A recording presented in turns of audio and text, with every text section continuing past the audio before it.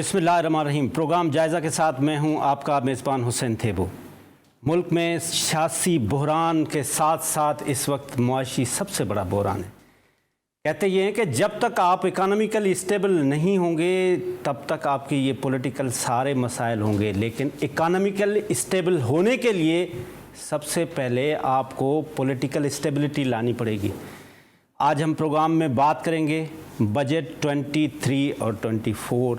क्या वाकई हर बजट में जिस तरह से कहा जाता है कि जनाब ये आवाम दोस्त बजट है, क्या इन सरकमस्टेंसेस में भी ये गवर्नमेंट जो पीडीएम की गवर्नमेंट है वो ये क्लेम कर सकती है कि ये आवाम दोस्त बजट है?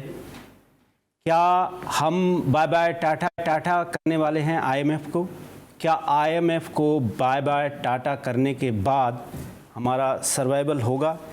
इस वक्त अगर देखा जाए तो कुछ आदाद व शुमार हमारे सामने हैं। जो महंगाई है वो 24% जनवरी में थी, 27% फरवरी में थी, 31% मार्च में, 35% अप्रैल में, और इस वक्त करंट जो है वो 40% को महंगाई छू रही है। और कहा यह जा रहा है कि जो खाने पीने की अशिया हैं, जो देहात है, तकरीबन हमारा 60 to 70% देहात है, वहाँ पे ये 50% का रेशो है महंगाई का।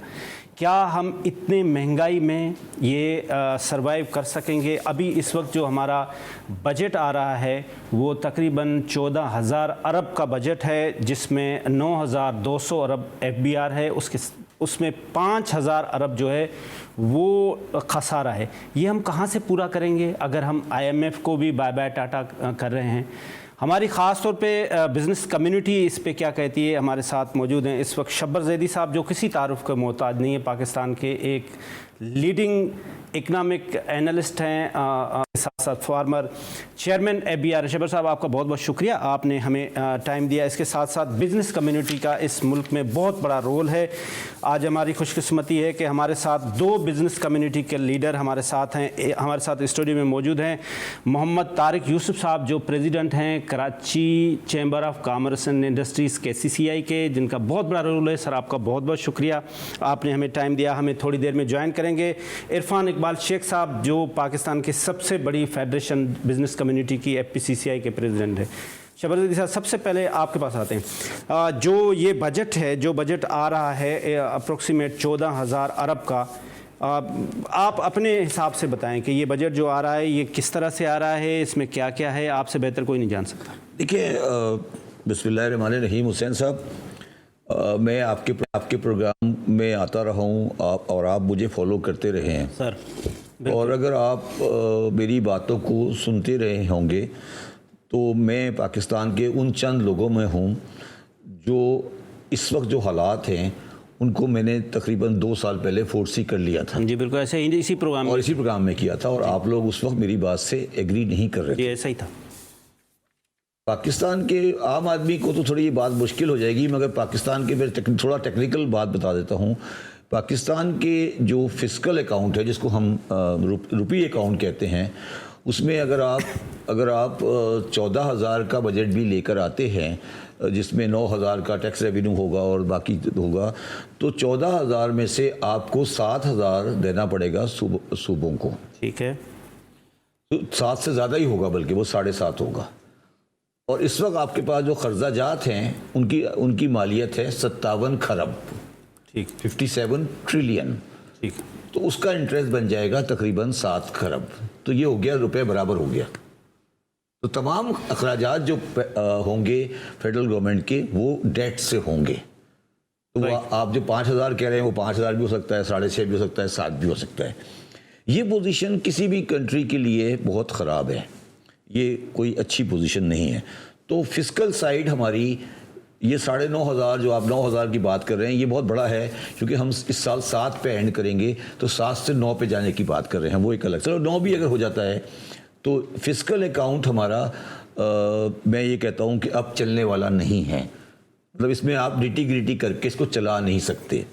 दूसरी साइड अगर आप लेते हैं जो करंट अकाउंट साइड, जो कि डॉलर साइड कहते हैं आप इसको, तो डॉलर साइड में हमारे पास 130 तकरीबन 130 135 40 के करीब का हमारा कर्जा है।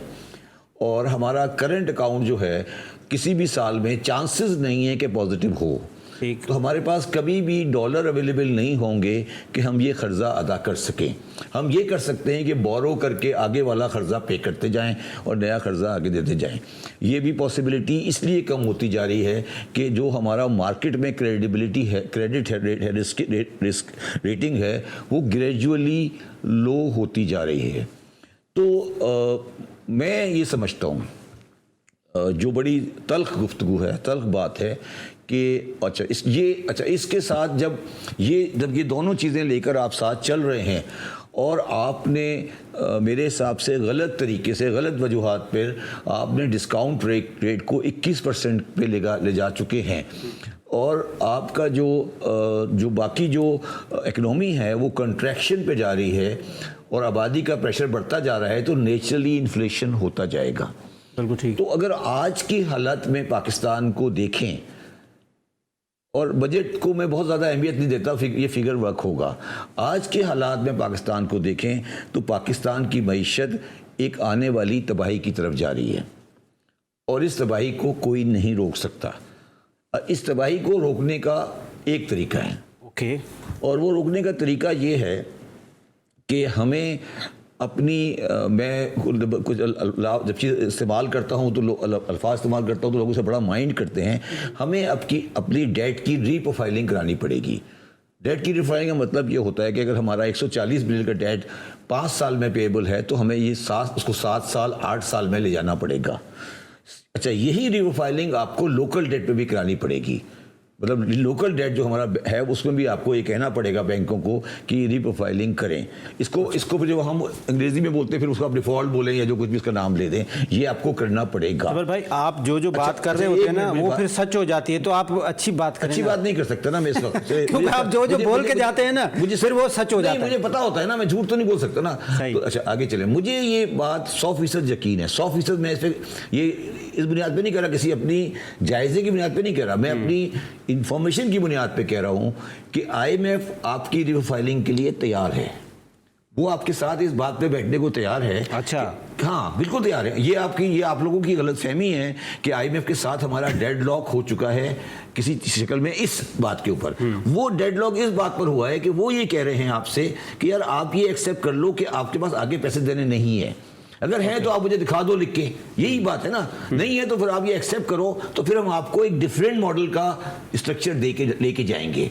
हमने पिछले 1 साल में ये बात उनके साथ, उनको थोड़ा जैसे कहते हैं ना, हम उनके साथ खुल के सामने नहीं आ रहे कि भाई हमारे पास वो 6 बिलियन, उस वक्त 6 बिलियन की फिगर थी, जो फिगर है कि हमारे पास ये पैसे देने वाले नहीं हैं, हमारे ही नहीं कर सकते। तो अब IMF के साथ आपको बात करनी पड़ेगी। दूसरी बात, आपने एक बात की, टाटा बाय बाय IMF। मेरा आपसे रिक्वेस्ट है और पाकिस्तान के तमाम लोगों से रिक्वेस्ट है, including prime minister and the finance minister, खुदा का वास्ता है कि ये बात कभी नहीं करना। ओके, ये कल की IMF के बगैर आज की दुनिया में IMF के बगैर हमारे जैसे मुल्क जिंदा नहीं रह सकते। अच्छा है या बुरा है, मगर ये रियलिटी है। अच्छा, मैं आपके पास वापस आता हूं। फिर हमारी इतला ये है कि IMF की जो मैनेजमेंट है वो आपके साथ अभी भी इन कांटेक्ट है, वो आपसे चीज़ें पूछ रहे, उनका मिसट्रस्ट की लेवल क्या है? अभी मैं तारिक साहब के पास जाता हूँ। तारिक साहब, ये जो बजट आ रहा है इस पर डेफिनेटली आपके साथ डिस्कशन भी हुआ होगा। आप इस वक्त कराची के सबसे बड़ी एसोसिएशन कराची चैम्बर के प्रेसिडेंट हैं, क्या तवक्कुआत हैं आपके सर? देखिए, हमें जो सबसे ज़्यादा एप्रीहेंशन है ना, वो ये है कि हमारी प्रोडक्टिविटी कम होती चली जा रही है। ओके, बड़ी सबसे बड़ा मसला है। आप ये देखें, हमारी एक्सपोर्ट्स जो हैं वो गिर रही हैं, हर महीने गिर रही हैं। That is a major concern. अभी शबर जैदी साहब ने बात की कि महसूलात की रकम कहाँ से आएगी। महसूलात जब आएंगे जब प्रोडक्शन आएगी, जब टर्नओवर होगा, जब बिज़नेस होगा। इस वक्त पोजीशन ये है कि मैं ये समझता हूँ कि 9,000 अरब रुपए का जो टारगेट है, इसको अगर 2 साल पहले ले जाएं हम, तो जो पाक रुपये की वैल्यू थी एज अगेंस्ट डॉलर, तो ये 4,500 पे जाके खड़ा हो जाता है। सही। या इन अदर वर्ड्स, अगर पिछले साल का 7,000 है तो इस साल कम से कम 12,000 होना चाहिए।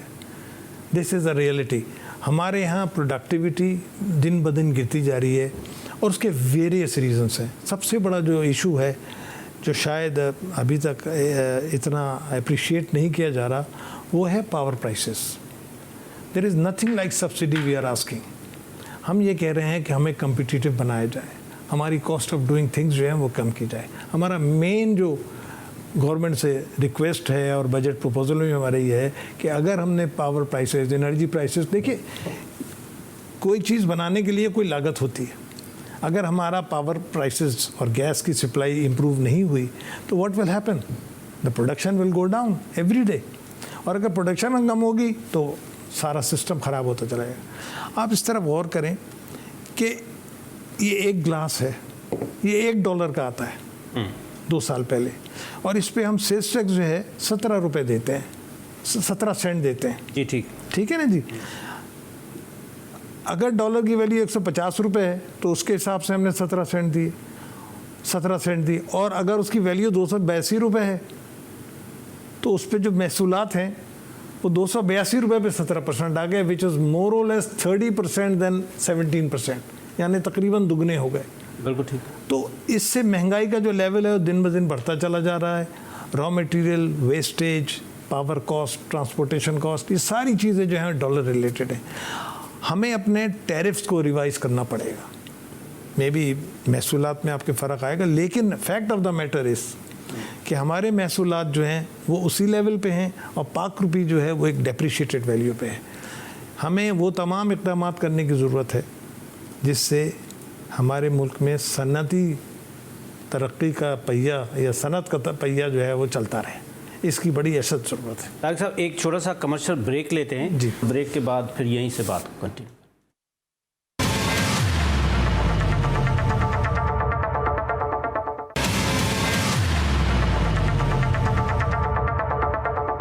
Welcome back. हम अभी बात कर रहे थे प्रेसिडेंट KCCI से। उनका कहना ये था कि हमारे पास कास्ट ऑफ डूइंग बिजनेस इतना महंगा है कि हम मीट ही नहीं कर सकते, और हमारा जो हल है वो ये है कि हम किसी तरह से एक्सपोर्ट बढ़ाएं, इंपोर्ट कम करें, और यही हल है कि हम मुल्क की इकानमी को बेहतर। शबा साहब, ये जो कास्ट ऑफ डूइंग बिजनेस है, इसमें सबसे बड़ा तो मसला एनर्जी है, पावर है। इस एनर्जी के मसले को कैसे हल करें?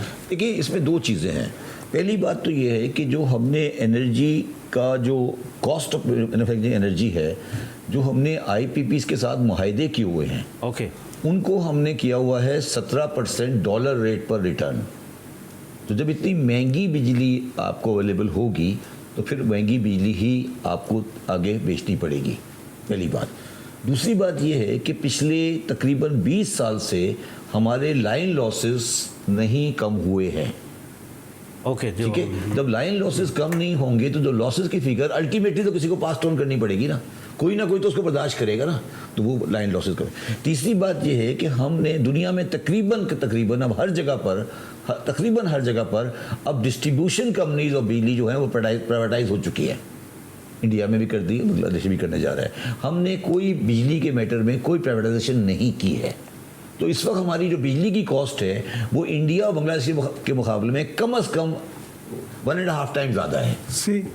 मैं यही बात कह रहा हूँ, दुगने से भी ज़्यादा है। दुगने से नहीं, मतलब एग्जैक्ट, अगर आप एग्जैक्ट, हाँ, बहुत ज़्यादा है। ठीक है। और ये इमीडिएटली इमीडिएटली इसका कोई हल नहीं है।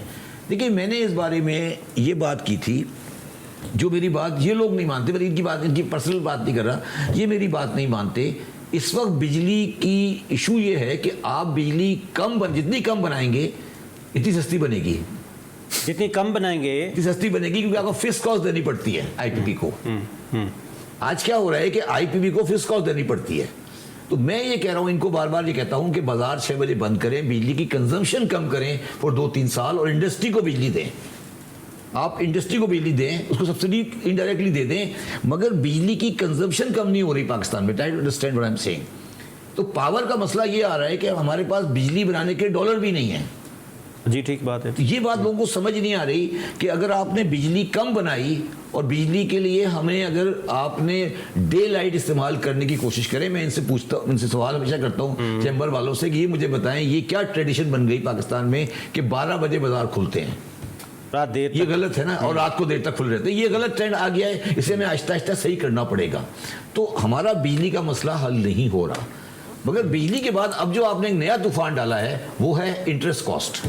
आप मुझे बताएं 21% इंटरेस्ट कॉस्ट के ऊपर कौन सा कारोबार हो सकता है? कोई फैक्ट्री नहीं कोई फैक्ट्री चल सकती है? एक्सपोर्टर को फाइनेंस कैसे मिलेगा?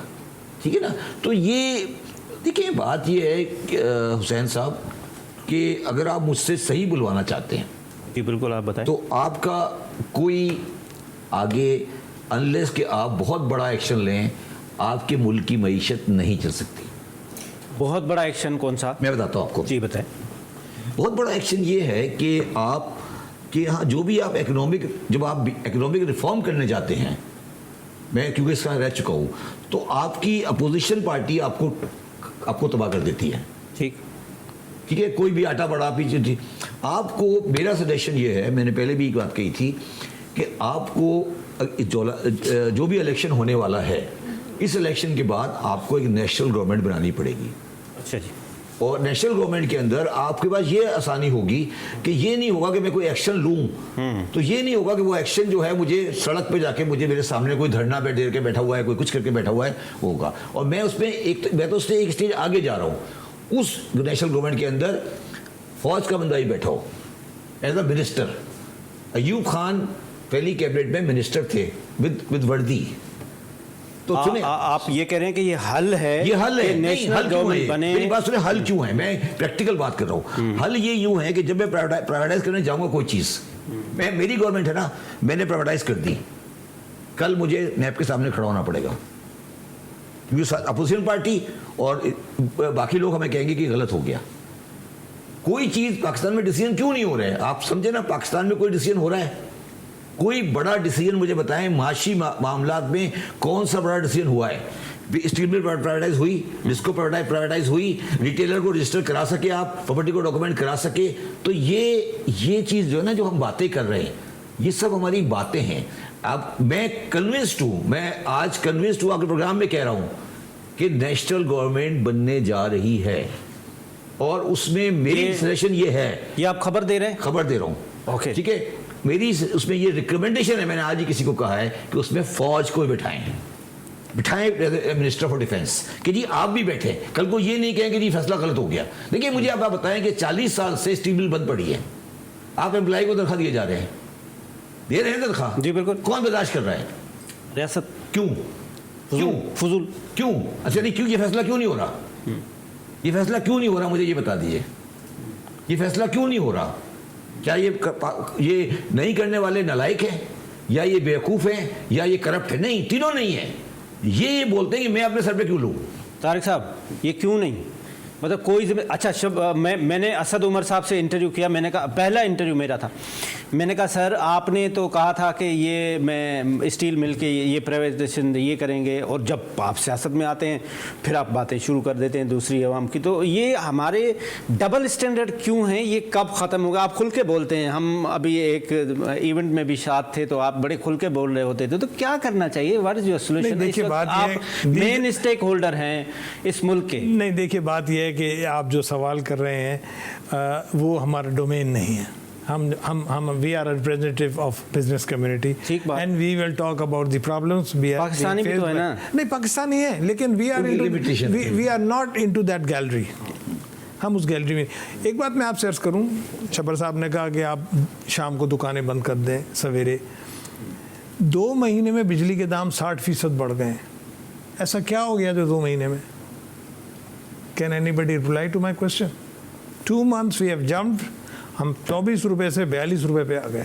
बस सर्वाइव भी नहीं कर सकते। नहीं, अगर ये बात नहीं आएंगे तो 80 हो जाएगा। नहीं, मेरी अर्ज सुने ना। ये तो देखिए ना, जंप्स की भी लेवल्स होते हैं। 60-70% का जंप 2 महीने में जो है, आप यकीन जाने, मैं बहैसियत सदर कराची चैम्बर, मेरे इल्म में है कि मीडियम साइज फैक्ट्रियाँ जो हैं वो बंद हो रही हैं। सर जी, इस वक्त एशिया में सबसे ज़्यादा महंगाई हमारे पास है। इवन जो डिफ़ॉल्ट कर चुका है मुल्क श्रीलंका, वो भी हमसे बेहतर है। 65 के बाद ये मैक्सिमम हम लिमिट पे जा रहे हैं। तो मैं ब्रेक लेता हूँ और ब्रेक के बाद आपके पास आते हैं। तो इसका सलूशन क्या है, हम किस तरह से आगे कम्युनिटी इसका हल बताए। एक छोटा सा कमर्शियल ब्रेक।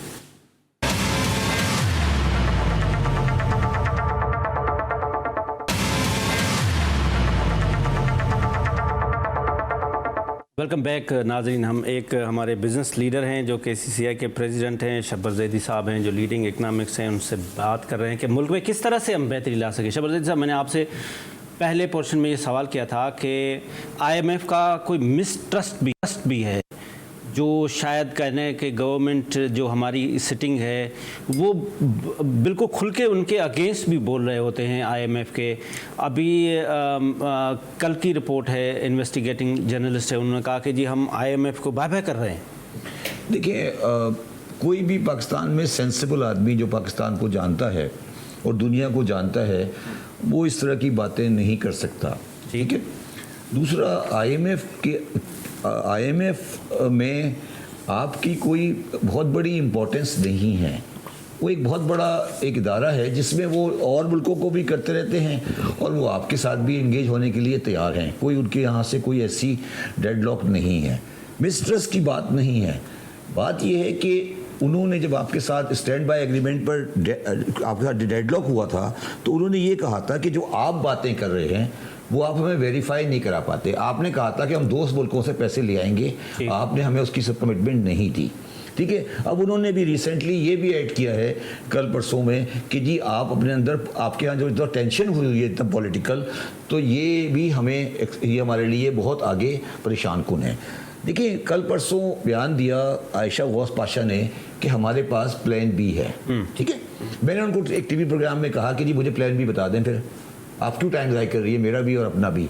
आज उन्होंने बयान दे दिया कि मेरा कोई प्लान बी नहीं है। ठीक है ना। तो ये जो बिला वजह की हम लोग टाइम ज़ाया कर रहे हैं ना, तो इन लोगों को ये बेचारे जो है ना, जो आज बैठे हैं, ये काम इनके बस का नहीं है। आप कह रहे हैं 2028 में ये इनके बस का नहीं है। आप ये भी कह रहे हैं कि अब 2028 में हमारे पास पैसे भी नहीं होंगे, किस्त भी नहीं दे सके। मैं आपको फॉलो करूंगा, इनके बस का नहीं है। और मैं यहाँ एक शेर पढ़ देता हूँ। चिरागे हुजरे दरवेश की बुझती हुई लौ, वाह, हवा से कह गई है अब तमाशा खत्म होगा। क्या बात। ठीक है, आगे चले। तमाशा करने वालों को खबर दी जा चुकी है कि पर्दा कब गिरेगा, कब तमाशा खत्म होगा। दिले नामुतमईन ऐसा भी क्या मायूस होना, जो खल्क़े ख़ुदा उठी तो सब करतब तमाशा ख़त्म होगा। देखिए, ये तमाशा विद ऑल ड्यू रिस्पेक्ट, ये जो तमाशा आज की बात तमाशा नहीं कर रहा। देखिए, मेरी एक बड़ी अजीब सी सोच है जो बहुत से लोग एग्री नहीं करते।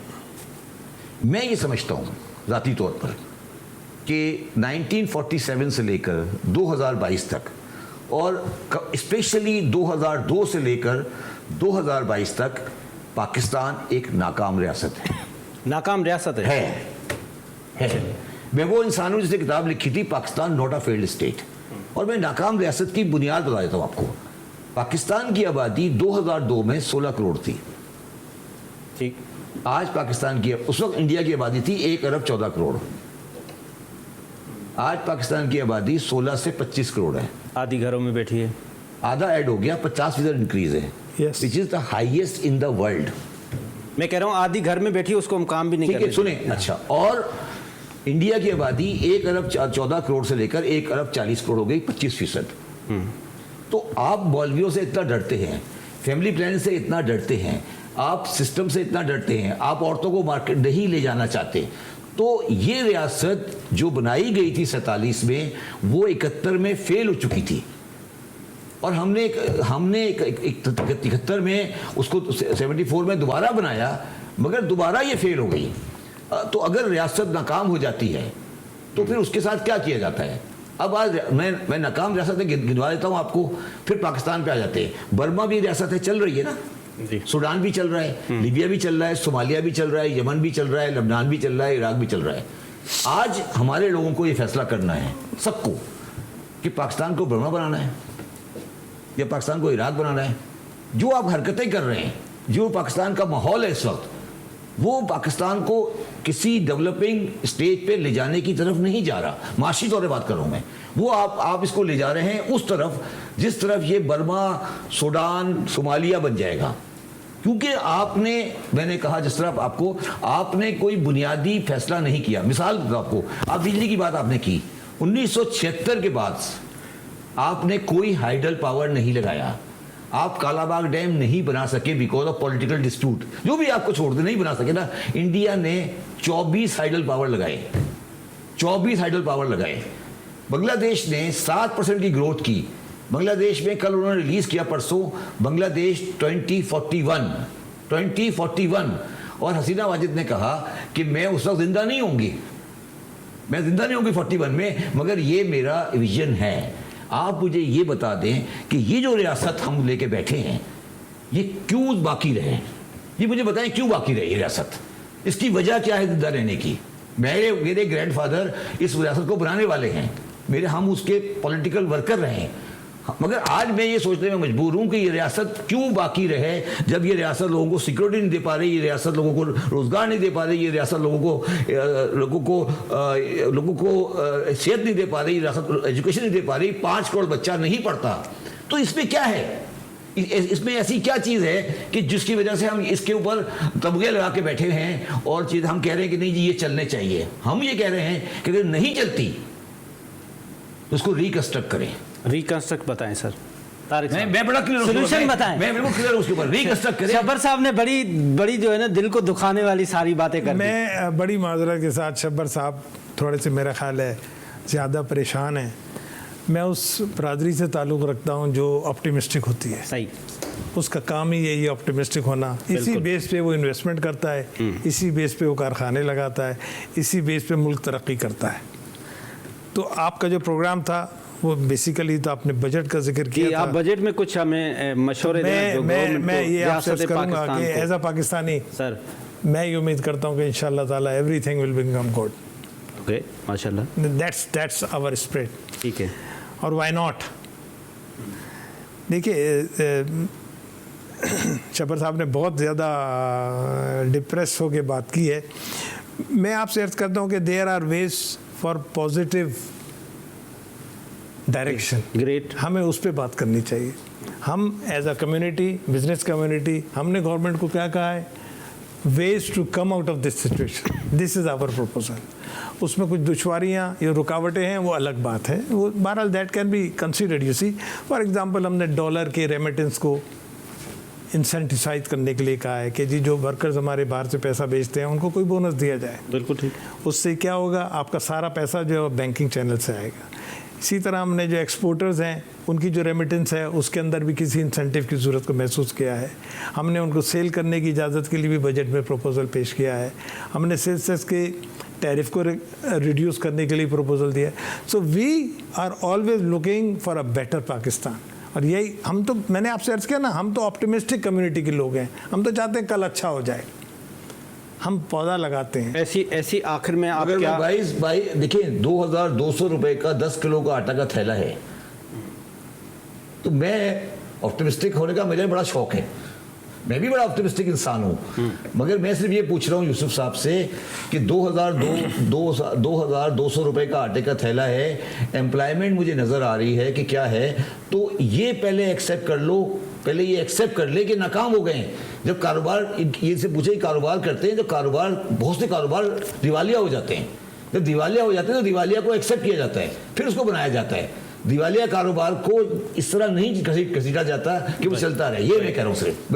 आखिर में आप क्या मैसेज देंगे खासतौर पे गवर्नमेंट ऑफ पाकिस्तान को, के बिजनेस कम्युनिटी के लिए, आम आदमी के लिए, आवाम के लिए, कि इस बजट में क्या? जी मैं आपसे अर्ज़ करूँ, अभी 3 दिन पहले प्राइम मिनिस्टर साहब कराची तशरीफ लाए थे सर, तो I had a chance to share with him sir.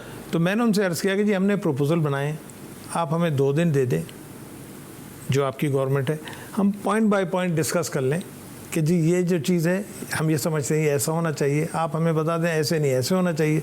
तो अगर एक मफाहिमत के साथ कोई एग्रीमेंट हो जाता है कि जी हाउ टू प्रोसीड फर्दर, तो आई एम श्योर ये म्यूचुअल अंडरस्टैंडिंग के साथ एक बेहतरीन बजट की सूरत में और पाकिस्तान के लिए बेहतर सूरत हाल पैदा होगी। राइट, शब्बर भाई आखिरी अच्छा मैसेज। देखिए, अच्छा मैसेज ये है कि जब हमारे बड़ों ने ये रियासत बनाई थी तो हमारा मकसद ये नहीं था जिस तरह 75 साल में चलाया गया है। तो उसको हम भूल गए थे। वो मुसलमानाने हिंद के इस इलाके की इकोनॉमिक सॉवरेनिटी और उनकी पॉलिटिकल पोजीशन को स्ट्रॉन्ग करना था। ठीक है, जब आपने उसको थियोरोक्रेसी और मज़हब और मुल्लाइयत पे लगा दिया तो वो 75 साल उस पर आपने कंट्री को सिक्योरिटी स्टेट बना दिया, तो वो तो होना ही था जो आज हुआ है। तो अगर आप उस पूरे पैराडाइम को चेंज कर दें तो ये मुल्क चल जाएगा। ये जो आपका पूरा पैराडाइम बना हुआ है, इस पैराडाइम को आप चेंज करें जो जिस पे आप काम कर रहे हैं। तो अगर आपने इस पैराडाइम के साथ चलना है जो आप आज आपने 75 साल में चलाया है, तो ये नहीं चलेगा। मगर पैराडाइम चेंज करेंगे, ये एक दिन में चल जाएगा। आपका मकसद, मेरा कहने का मकसद ये है, ये मकसद नहीं है कि कोई, मैं कह रहा हूँ कि मैं पेसिमिस्ट नहीं हूँ, मैं रियलिस्ट हूँ। मैं ये कह रहा हूँ कि 85 मिनिस्ट्रीज बैठी हैं शहबाज शरीफ के पास, 85 मिनिस्ट्रीज हैं। सही। 18वीं तरमीम के बाद कौन सी मिनिस्ट्री डिवॉल्व हुई है आज तक? मुझे ये सोचने, मतलब मैं कहता हूँ सोचने में मजबूर होता हूँ ना कि 85 मिनिस्ट्रीज हैं इस वक्त बहबूद आबादी की मिनिस्ट्री पाकिस्तान में काम कर रही है। आबादी कुछ 50% बढ़ रही है। ये मुझे समझाए ना जरा, ये मतलब क्या बकवास है? मतलब इसके ऊपर हम क्यों नहीं बात करते? शहबाज साहब सुनिए, मुझे बताएं, पाकिस्तान में कौन सी गाड़ी है जो वीगो और लैंड क्रूजर नहीं है? साहब, मैं यहाँ एक बात कहना चाहता हूँ आखिरी में। मैं 2016 और 2017 में पाकिस्तान का हाईएस्ट टैक्स पेयर रह चुका हूँ, माशाल्लाह। ठीक है, तो मुझे पाकिस्तानी होने के लिए किसी की सर्टिफिकेट की जरूरत नहीं है, ना मुझे ऑप्टिमिस्टिक होने की सर्टिफिकेट की जरूरत है। मैं सिर्फ ये कह रहा हूँ कि पाकिस्तान हम लोगों ने बनाया था और हम ही इसको लेके आगे चलेंगे। ये जो ड्रामेबाजी होती है कि ये हो जाएगा और ये हो जाएगा, ये बेकार की बातें हैं। पाकिस्तान को चलाना है तो एज आ इकोनॉमिक वेलफेयर स्टेट चलेगा, बिल्कुल, नहीं तो नहीं चलेगा। शहबाज ज़ैदी साहब, आपका बहुत बहुत शुक्रिया। तारिक साहब, आपका बहुत बहुत शुक्रिया। अफराद जो हैं, मेरी इनसे अपना एक पर्सनल लगाव भी है, एक मोहब्बत भी है, इनसे दोस्ती भी है, इनसे हम सीखते भी रहते हैं। इन दोनों के लिए मैं ये एश्योरेंस देता हूँ कि इनके दिल में पाकिस्तान के लिए जो मोहब्बत है और जो दर्द है और जो पेन है, वो ऐसा है जिसका आप सोच नहीं सकते। क्योंकि मैं तारिक साहब को भी जानता हूँ, हमेशा पाकिस्तान की बात, शब्बर भाई का मसला, ये शब्बर भाई खुल के बोलते हैं और कुछ दिन के बाद वो जो मेरे प्रोग्राम में बात करके चले जाते हैं वो सच हो जाती है। दरअसल बात ये कि इन्होंने आज बहुत अच्छी बात कही है कि सर जोड़ के बैठना चाहिए। कोई नेशनल गवर्नमेंट को मौत नहीं आ रही, कुछ नहीं हो रहा है, मतलब कोई बैठ के सोचें कि क्या करना है। मतलब ये democracy is the best way, democracy बहुत अच्छी है, बहुत सब कुछ सही है, लेकिन नहीं चल रहा ये दुकान नहीं चल रही, तो भाई इस दुकान को कुछ सोचना पड़ेगा। जो भी इस मुल्क के सिंसियर लोग हैं उनको बैठ के सर जोड़ के सोचना पड़ेगा कि ये किस तरह से मुल्क को आगे बढ़ाएं। दिन ब दिन महंगाई, एशिया की सबसे बड़ा महंगा तरीन हमारा मुल्क हो गया है, हमारी इंडस्ट्री बंद हो रही है, हमारी एनर्जी के मसले, हमारे सारे, अगर हमारा एक इदारा है तो वो पाक आर्मी है, जो फर्म है, जिसकी वजह से आज हम बिल्कुल स्टैंड कर बैठे। हमसे 7 गुना बड़ा मुल्क भी अगर है तो वो हमें मेली आंख से नहीं देख पाता। हम अदरवाइज सीरिया होते, हम इराक होते, हम आज जो कुछ भी सूडान में हो रहा है, हम आज हम स्टैंड हैं, फर्म है, तो इदारे की वजह से हैं। हमें साथ देना चाहिए, हमें बैठना चाहिए, इस मुल्क के लिए सोचना चाहिए कि किस तरह से बेहतरी आ सकती है। खुदा हाफिज़। पाकिस्तान जिंदाबाद।